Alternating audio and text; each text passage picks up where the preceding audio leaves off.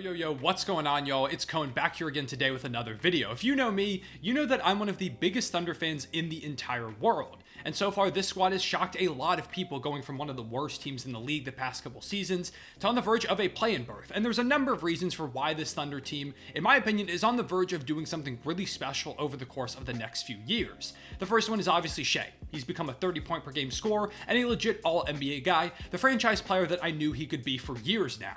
Josh Giddey's become a great player alongside him in the backcourt. He's having a great sophomore season as the two of them continue to build chemistry. They're going to be a special backcourt for years to come.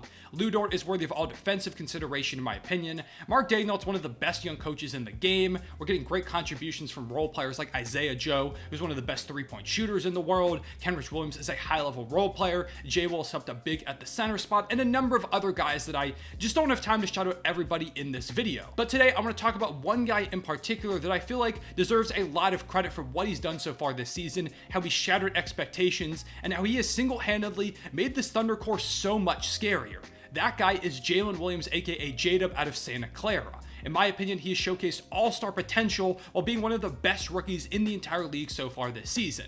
So today we're going to talk about what has made his debut campaign so special and why I think he has a really high ceiling. Make sure to leave a like and subscribe if you enjoy, hit the notification bell so you don't miss out on any of these videos, and let's go ahead and get right into it. As I mentioned, the Thunder got J-Dub with the 12th overall pick out of Santa Clara in this past year's draft. They took him with the Clippers pick, one of the few that they got from LA in that Shai Gilgeous-Alexander Paul George trade, just another example of the Thunder being huge winners of that deal.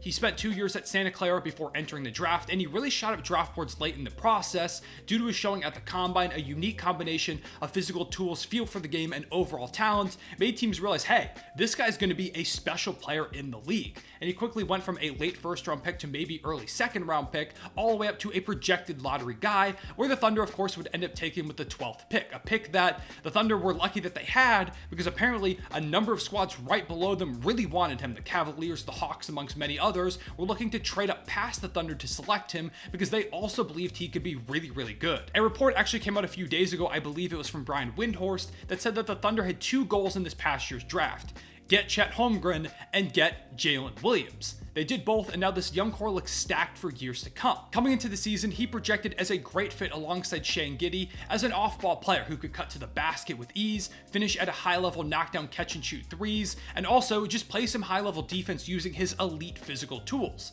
He's done all those things, but he's done so much more than that with the ball in his hands in particular. We've dealt with some injuries, and we've just needed someone else to help be a creator, which is exactly what J-Dub has done, and he's done it at such a high level, something that a lot of people didn't anticipate in his first season. Statistically, J-Dub in his rookie campaign is averaging 12.9 points per game, 4.2 rebounds, 3.1 assists, and 1.3 steals on 58.7 true shooting percentage, which is just about league average. Obviously, these are really great numbers for a first-year rookie. I don't think anybody is going to debate that.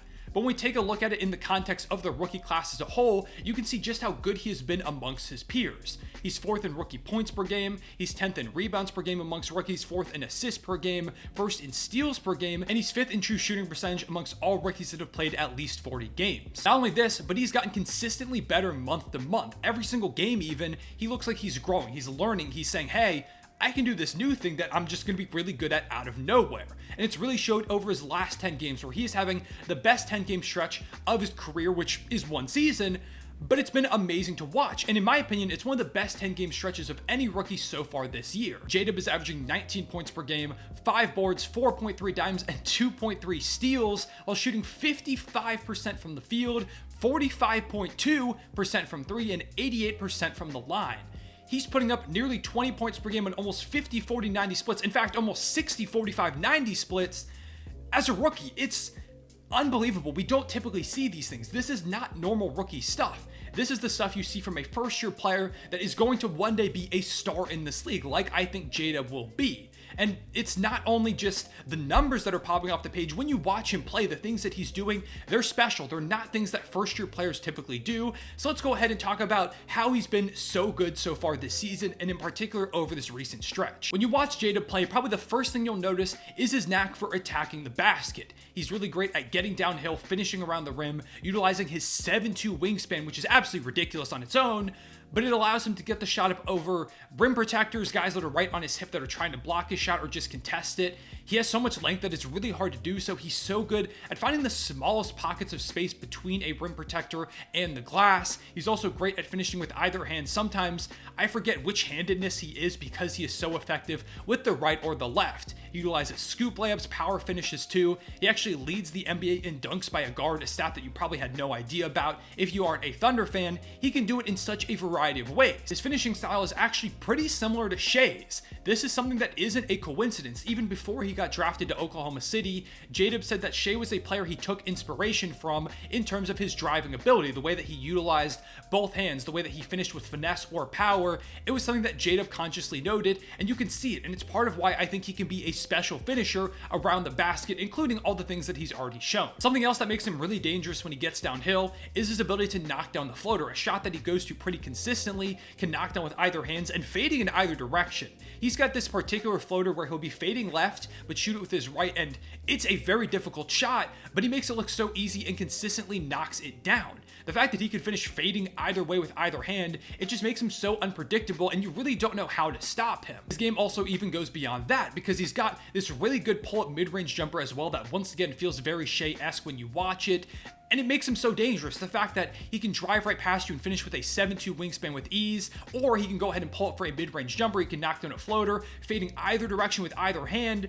There's no way to consistently stop J-Dub. You can't say, okay, I've just got to stop this one thing and I can go ahead and neutralize him. You can't, because he can attack you in so many different ways. His three-point shot has also been improving from month to month, and in February, he shot 37.5% from deep. This was a combination of catch and shoot looks, as well as looks off the dribble that he creates for himself.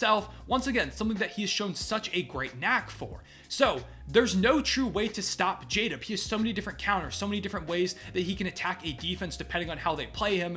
It's amazing. You don't typically see rookies be this polished offensively, yet J-Dub is. But despite this, it feels like he is nowhere near his ceiling, and he has so much potential to grow and become an even more deadly scorer. Then there's his defense, which has also been notably improving from month to month. Something that he's gotten really good at is poking the ball away from opposing ball handlers, and this isn't just like a forward out on the perimeter or a big man. This is some of the league's best guards. Trae Young and De'Aaron Fox are two examples of guys that have been dribbling the ball around J-Dub, but he'll just poke it away from them, grab it, finish in transition, or dish it off to a teammate.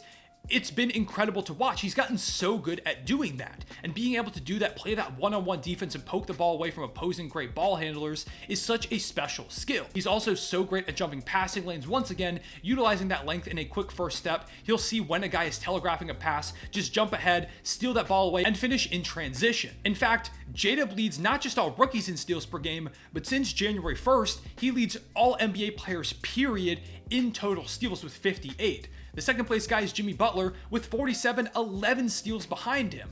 J-Dub is blowing the competition out of the water as a rookie. He also guards basically every position but the center spot. He's even started at power forward for us a lot of games because we've been missing a lot of guys in that front court, like Poku, Chet, Jeremiah Robinson Earl, amongst many others, have missed substantial time. So we've needed J-Dub to be the guy to step up and play that 4 spot, and he's held his own at times. And I think these reps, alongside those guarding, of course, shooting guards, other small forwards, will be super valuable in him growing into a very high level and versatile defender like I think he will. So in conclusion, J-Dub has been amazing. In my opinion, he's been a top 3 at least rookie in this draft class and should get a lot more consideration for Rookie of the Year, as he's made such a massive impact in a more limited role than some of the other rookies, and he's just gotten so much better every single month. Now, I don't think anybody's going to end up taking it from Paolo. I do think he'll end up winning the award, and he's very, very deserving, but I do believe that J-Dub deserves more notice and acknowledgement in this race, which is part of why I made this video, in addition to just showcasing why I think he can be such a high-level player in the league. So many of the flashes